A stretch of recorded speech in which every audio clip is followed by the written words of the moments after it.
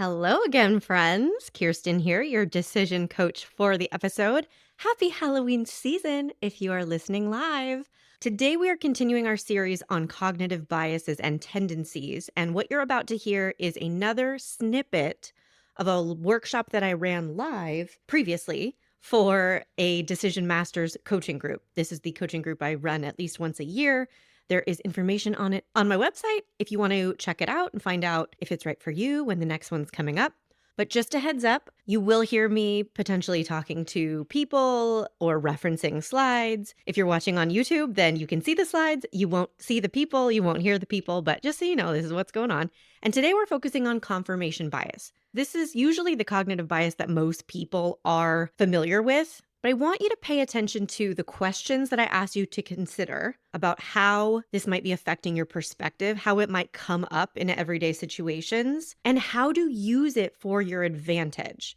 So you're going to hear me reference what I call our world with my group in this workshop.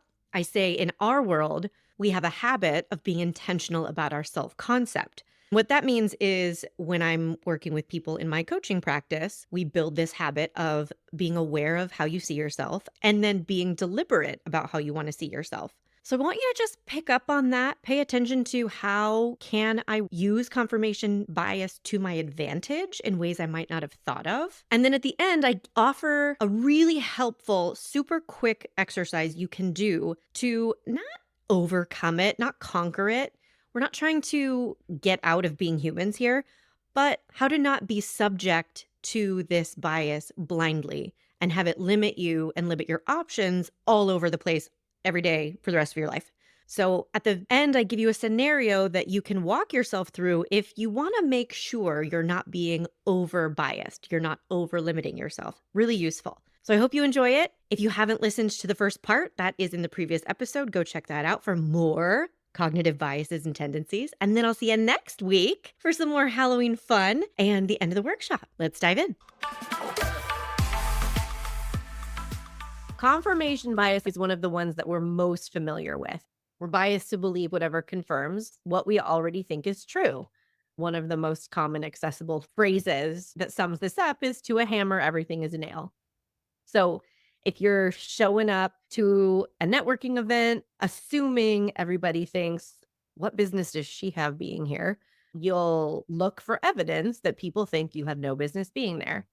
If you show up to do your taxes online thinking, oh my God, I can't believe I didn't look at this all year. I'm a mess. That's something that we can confirm all the time, right? We can plant that seed. Then your experience of logging through your taxes is going to be, I'm such a mess. Look at this. I'm such a mess. I didn't even keep this receipt. I'm such a mess. It's how we create these self-fulfilling prophecies. And it really works both ways, which is great. It's very convenient that we have this habit in our world of being intentional about our self-concept and planting seeds that we want to find evidence for, like I trust my decisions. I make good decisions. I am worthy of my highest happiness, whatever our intentional self-concept might be of the time. That's us capitalizing on confirmation bias because we train ourselves what to look for evidence for. We train ourselves for what evidence to collect. We train ourselves basically how to see the world. What are we showing up today believing? It's going to color our interpretation of otherwise neutral events. Unchecked, it's definitely a way we can keep ourselves limited and stay in our comfort zone. I'm working with somebody creating a podcast. If she had a belief that busy moms like me can't create podcasts, it's too hard, they can't fit into their schedule. If she had that mindset, it would be very easy for her to limit herself from achieving that goal and having that life experience and becoming that person she wants to be. So it's definitely a way we can stay in our comfort zones, and it can be very sneaky. I told you guys that Kenny's in Hungary and we're trying to figure out when am I going to go? How long am I staying?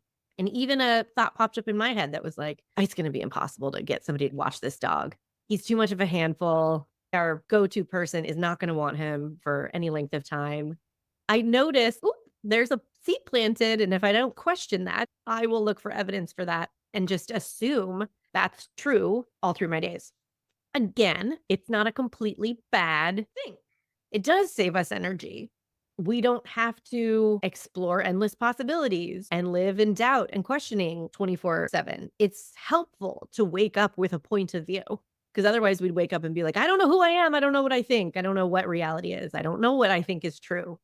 So it's very useful to have a starting place of this is what's true. This is what I want to believe is true. Using it to your advantage starts with being aware that it's a thing and really hearing a lot of the assumptions you make. Anytime you think, oh, that's going to be hard, or oh, I don't know how to do that. I probably can't. Am I even allowed to do that? People like me can't do things like that.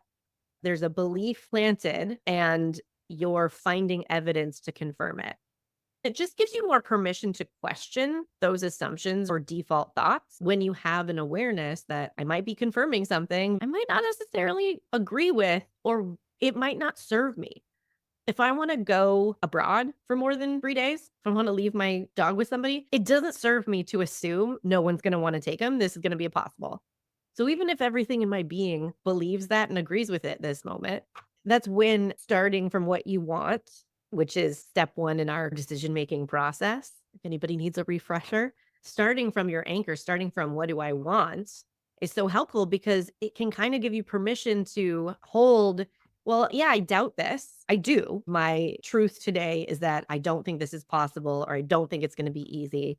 It lets you hold that at the same time, but separately than what might I want to think about it based on what I want ultimately.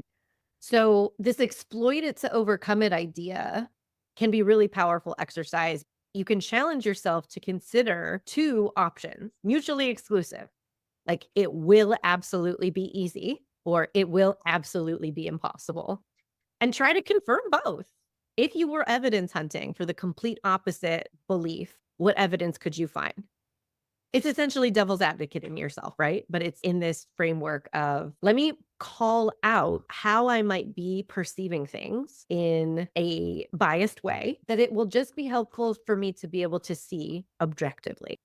And this other note here is interrupting your own patterns on purpose, being proactively unpredictable or intentionally spontaneous. So we don't just stay in our limited small boxes and keep ourselves in our comfort zones. This can be as small as going to your favorite coffee shop, but taking a different route, or as medium as going to a different coffee shop in a different city for the first time, to as large as going somewhere you never considered going before, or doing something completely out of step with how you've always done things. Signing up to be a panelist at an event. You might never, ever think of yourself as someone who could do something like that. But interrupting your own patterns on purpose is a way to kind of upend this bias groove we can get in. You're creating novelty, putting yourself in a completely new situation or a new mindset where your confirmation bias is challenged because it's not in your comfort zone. Hey, want to find out your decision style? Obviously, go take the decision style quiz.